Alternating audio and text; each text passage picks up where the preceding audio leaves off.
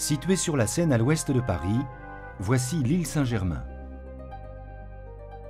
Ancrées sur les berges, de vieilles péniches transformées en maisons flottantes font face à une architecture à la fois moderne et traditionnelle.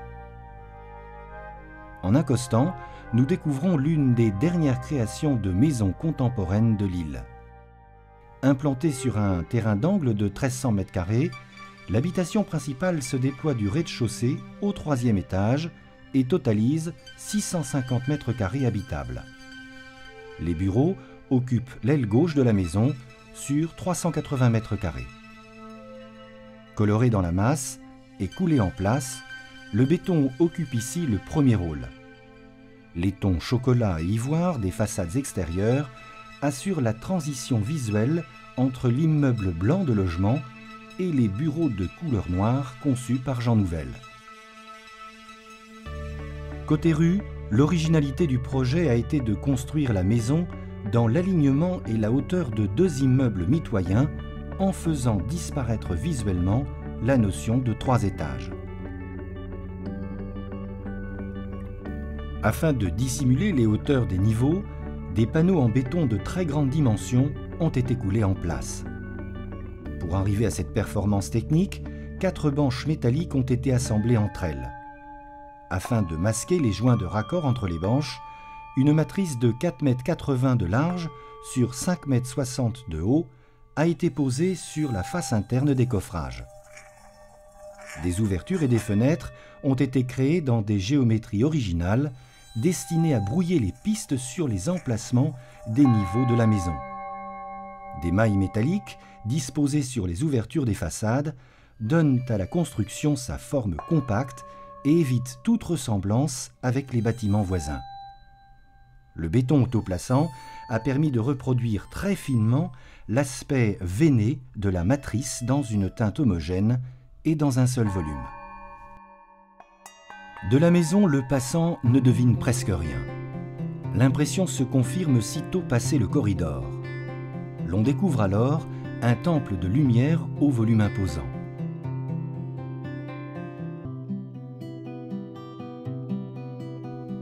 Le séjour, très ouvert, offre au premier regard une vue plongeante sur le jardin jusqu'à la Seine.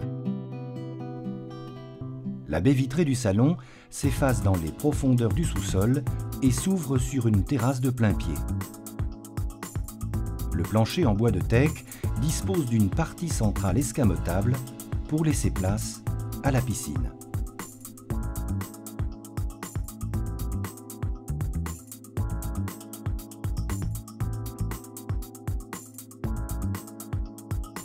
Un béton clair légèrement sablé habille les murs intérieurs. La cheminée, également en béton brut coulé en place, ponctue l'espace et crée une séparation entre le bar et la salle à manger. Dans la cuisine aussi, le béton est omniprésent. Les plans de travail, y compris l'évier, sont en béton ciré. Il s'en dégage une atmosphère chaleureuse, inspirée du sud. Le point d'eau situé à côté de l'entrée prend ici des allures tour à tour ludiques ou zen.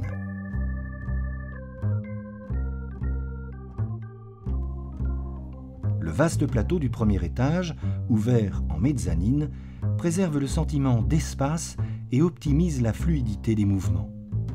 Dans la continuité de l'étage, nous découvrons un bureau et un petit salon. Au 2e étage, les salles d'eau tout en béton prennent des allures de hammam. On accède dans un ultime élan au dernier étage.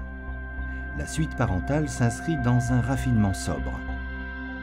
L'univers très ouvert de la pièce se tourne une nouvelle fois vers la végétation et sur la rive du fleuve. Orienté plein sud, le solarium invite au farniente.